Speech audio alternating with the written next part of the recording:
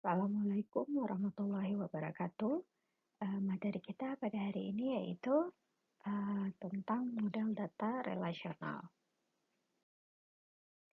Nah, masih ingat minggu lalu sudah dibahas secara sekilas apa itu model data relasional?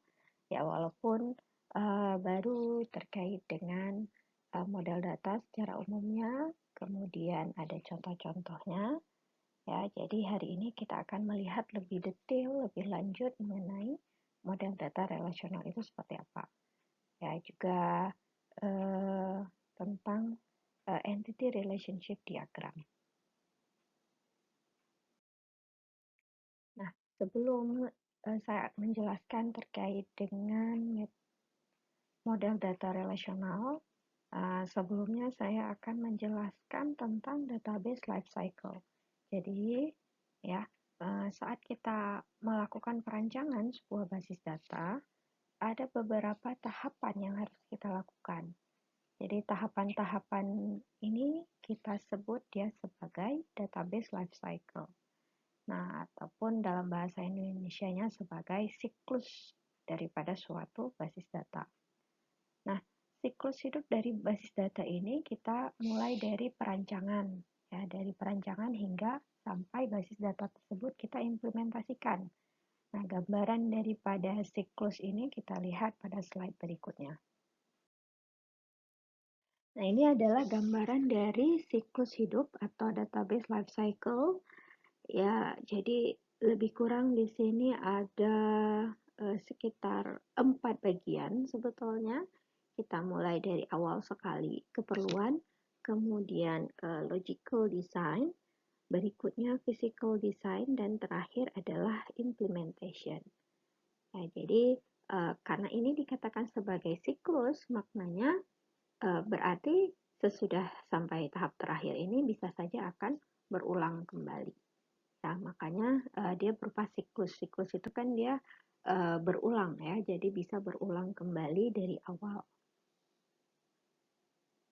Nah, kalau kita lihat di sini yang pertama sekali langkahnya itu adalah information requirement atau kita mengidentifikasikan apa saja keperluan daripada studi kasus ataupun masalah yang berkaitan dengan basis data yang ingin kita kaji. Kemudian langkah berikutnya ini adalah logical design. Jadi kita melakukan perancangan secara logik, ya, secara logical bagaimana kita merancang basis data berdasarkan studi kasus ataupun masalah yang kita udah kenal pasti keperluannya itu seperti apa. Kemudian kita akan lanjutkan ke physical design. Ya, jadi physical design ini lebih ke implementasi pada DBMS-nya itu nanti seperti apa. Kemudian implementation. Nah, implementation berarti basis datanya itu udah jadi. Nah, maknanya sudah bisa kita gunakan. Oke, ini saya akan menjelaskan masing-masing step sesuai dengan siklus hidup basis data pada diagram sebelumnya. Ya, jadi langkah pertama seperti tadi saya jelaskan adalah requirement analysis atau analisis keperluan. Nah, di sini kita akan mengidentifikasikan keperluan suatu basis data dimulai dari wawancara pengguna, ya. Jadi ini tahap yang penting ya. Kalau nanti kalian belajar rekayasa perangkat lunak, maka ini sebetulnya salah satu bagian daripada rekayasa perangkat lunak. Ya, jadi kita mengidentifikasikan keperluannya, biasanya kita akan mulai dari mewawancarai siapa yang akan menggunakan basis data yang akan kita rancang. Nah, sehingga dari hasil wawancara tersebut, kita akan menghasilkan spesifikasi keperluan.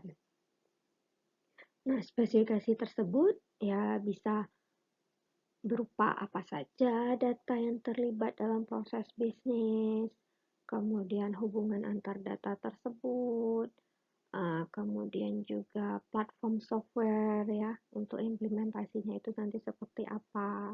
Nah, jadi itu apa saja yang akan kita definisikan di dalam spesifikasi keperluan. Nah, misalnya di sini kita lihat contoh pada kasus penjualan barang atau jasa. Nah, jadi ini secara nyatanya ya, jadi di dunia nyatanya itu kita lihat ada data berupa data produk ya, kemudian produk ini nanti dijual ke customer. Nah, kemudian nanti setiap penjualan tadi itu akan ditangani oleh seorang penjual atau salesperson. Kemudian setiap penjualan itu nanti akan disimpan di order ya. Jadi ini semuanya hasil ya, kita menganalisis berdasarkan wawancara dari pengguna.